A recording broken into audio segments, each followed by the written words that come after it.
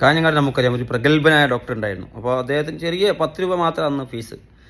അപ്പോൾ ഒരു കുട്ടിയെ ഭയങ്കരമായ അലർജിയുമായി ബന്ധപ്പെട്ട് ഒരു ഭയങ്കര ഇതിൽ മാതാപിതാക്കൾ ഭയങ്കര ടെൻഷൻ അടിച്ച് അവരെ അടുത്ത് കൊണ്ടുപോയി, ഡോക്ടറെ അടുത്ത് കൊണ്ടുപോയപ്പോൾ ആ ഡോക്ടർ അവിടെ ഇരുന്നിട്ടില്ല. അതിന് മുമ്പ് അദ്ദേഹം പറഞ്ഞു, ഒരു 10 ദിവസം ഒരാഴ്ച സോപ്പില്ലാതെ കുളിച്ചാൽ മതി, സോപ്പ് ഇടേണ്ട കുട്ടിക്ക് അത് പോയിക്കോ പറഞ്ഞു.